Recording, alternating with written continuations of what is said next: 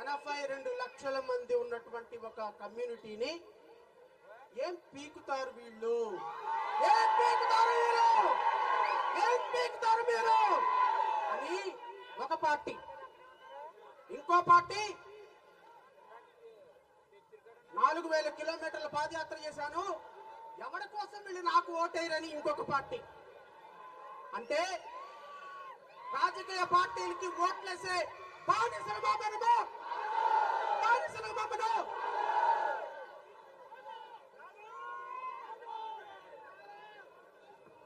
ఒక్కసారి డాక్టర్ బాబాసాహెబ్ అంబేద్కర్ అన్న మాటలు నేను ఒక్కసారి గుర్తు చేస్తాను చూడండి.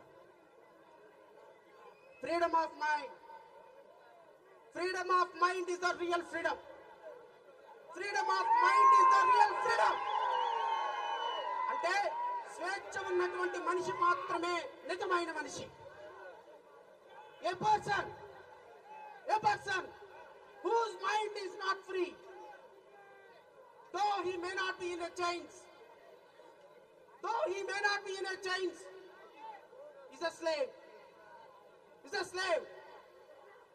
One whose mind is not free, though he may not be in a prison, is a prisoner. Though whose mind is not free, though he lied, he is right to die.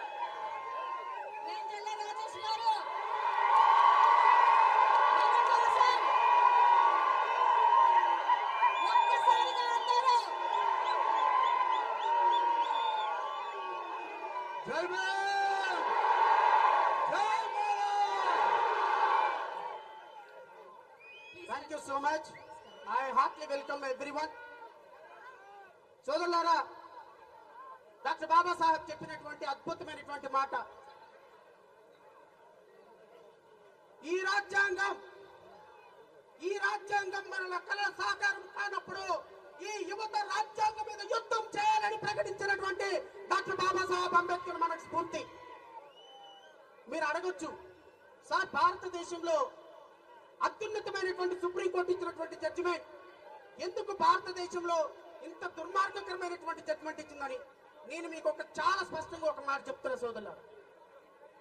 2024 June లో జరిగినటువంటి భారతదేశ సార్వత్రిక ఎన్నికల్లో 240 సీట్లతోటి గెలిచినటువంటి భారతీయ జనతా పార్టీకి వచ్చినటువంటి ఓట్లు 23,79,50,000 ఓట్లు.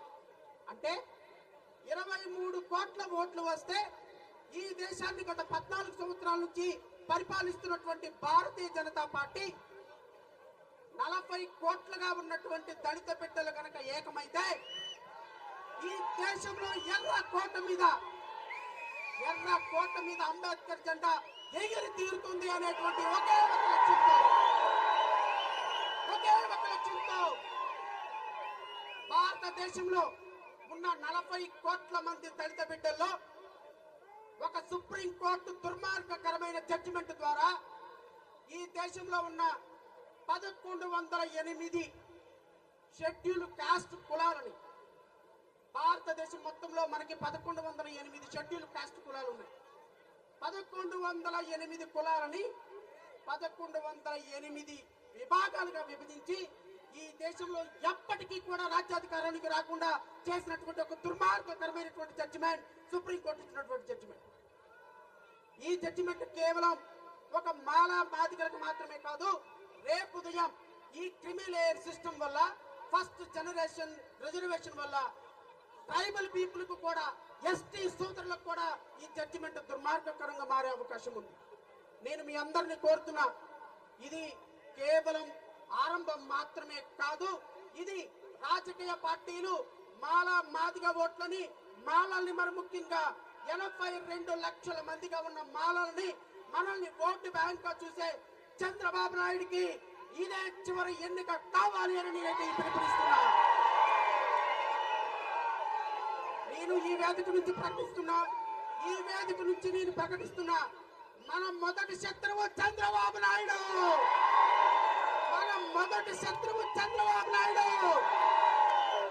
మన రెండవ శత్రువు జగన్మోహన్ రెడ్డి.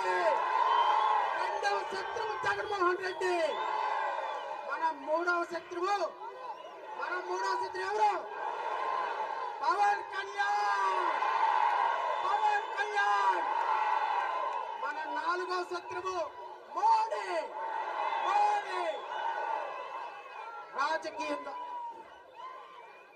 రాజకీయంగా మాలా అంటే వాడు ఓటు వేసే బానిసలాగా చూసే రాజకీయ పార్టీలకి మీరు సమాధానం చెప్తారా చెప్పరా? ఖచ్చితంగా.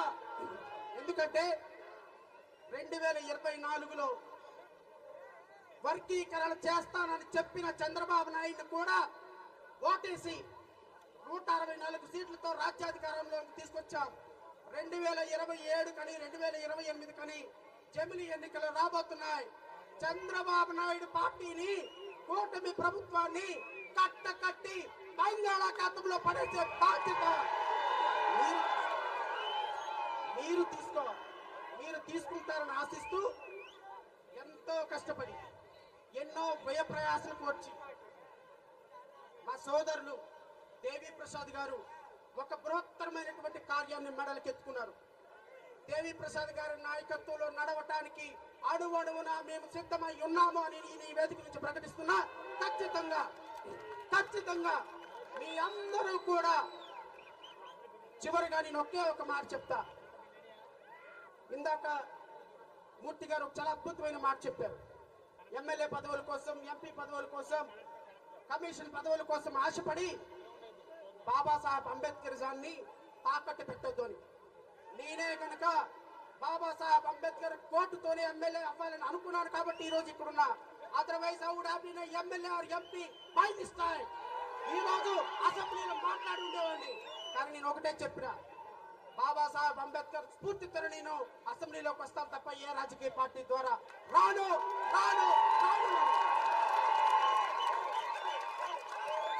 నేను అసెంబ్లీలోకి వెళ్ళేటప్పుడు భారత రాజ్యాంగం నా చేతిలో ఉండాలి, బాబాసాహెబ్ అంబేద్కర్ స్ఫూర్తి నా మనసులో ఉండాలి కాబట్టి చాలా మంది అన్నారు తెలుగుదేశం ఏజెంట్ శ్రవణ్ కుమార్ తెలుగుదేశం పార్టీలో చేరతాడని. చంద్రబాబు నాయుడు, నువ్వు, నీ టికెట్, నీ మినిస్టర్ పోస్ట్ నాకు కాలికోటతో సమానమని వదిలేసి ఈరోజు అంబేద్కరిజం కోసం నుంచుంటా. దేవి ప్రసాద్ గారి నాయకత్వంలో పని చేస్తా. ప్రతి ఒక్కరి మనసులో అంబేద్కరిజాన్ని నిలబెట్టడం కోసం నా చివరి రక్తపు బొట్టు వరకు పోరాటం చేస్తా, ఆరాటం పడతా.